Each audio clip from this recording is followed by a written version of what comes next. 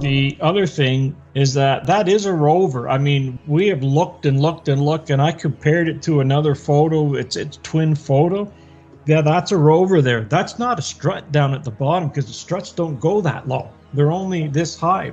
This is right at the bottom of the pad, and you can see the tires.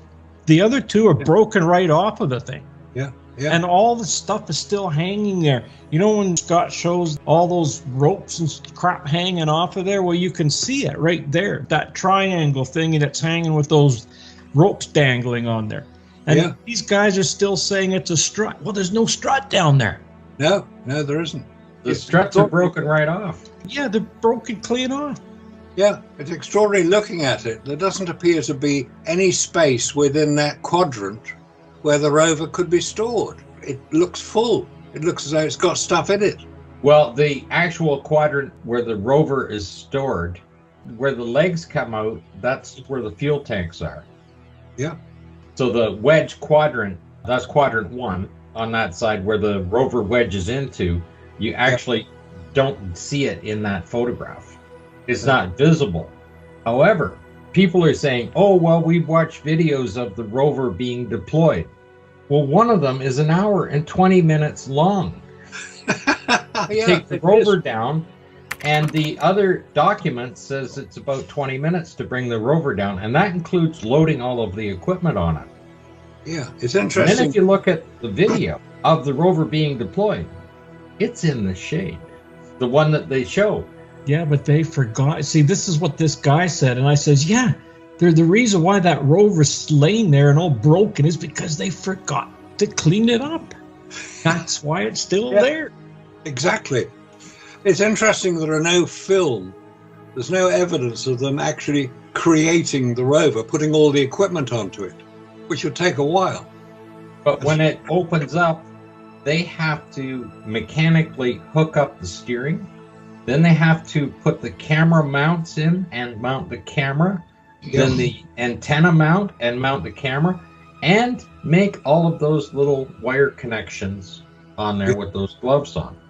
Now, people are also saying, oh, there was no damage to the rover. And he showed that the seats were damaged, the fenders were damaged, that only one battery was operating.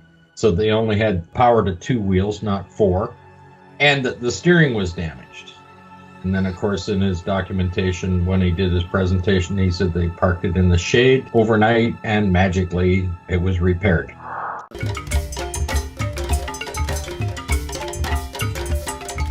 Fairly hard on the ground. Like one side of it was touching, the other side was still in the air. Fairly hard on the ground. Like one side of it was touching, the other side was still in the air. Fairly hard on the ground. Like one side of it was touching, the other side was still in the air.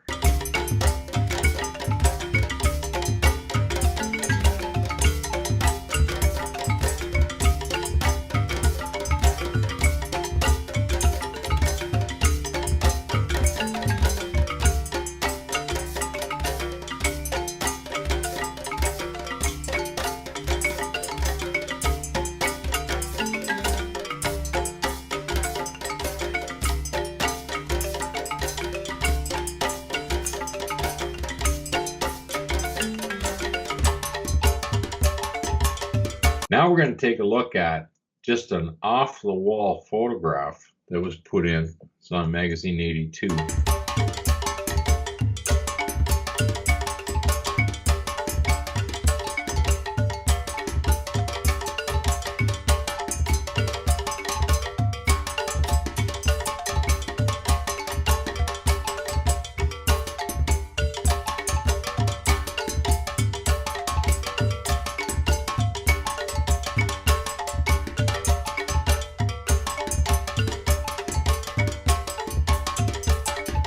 We're going to take a look. You're going to notice here, these are tracks on the ground from them running around, so they've got a rover out there.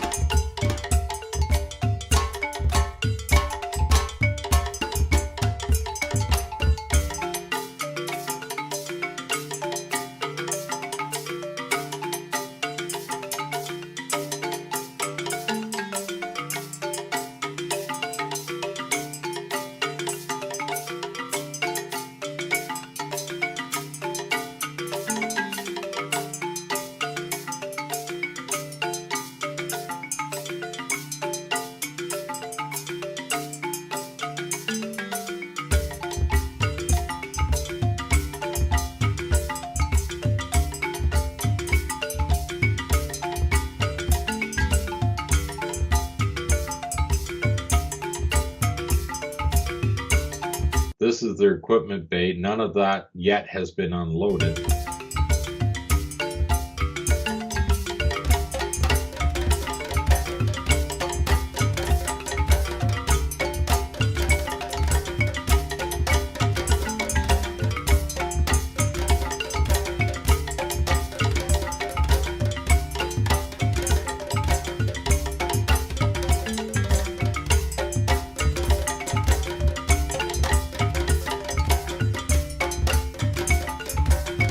Yet the flag is out, which means this has to be at the end of EVA 2.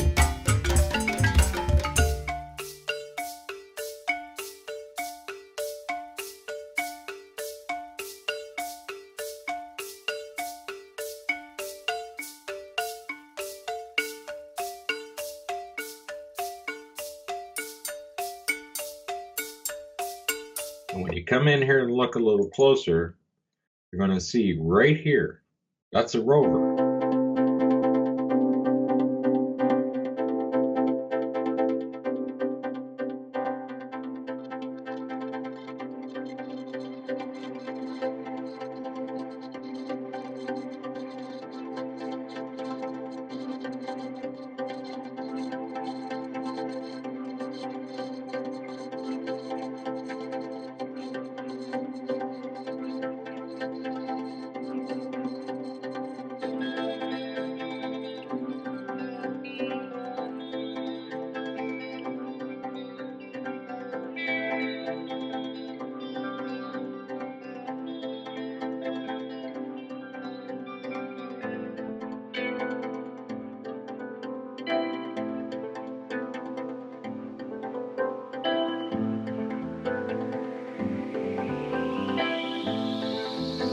That's a rover, upside down on the ground. That's the frame of the rover. You can see the two corner points on it, and there's a tire sitting right there. The other one's down over here.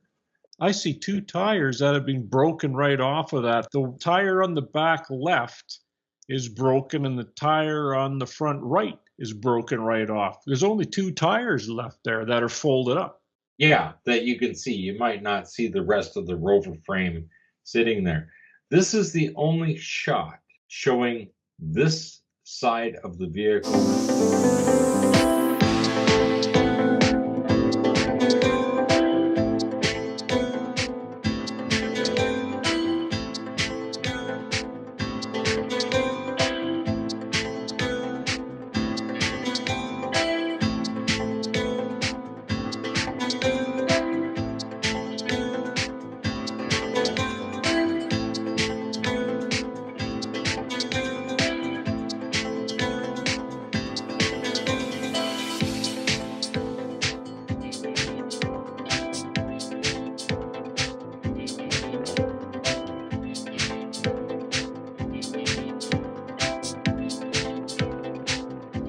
This is the only shot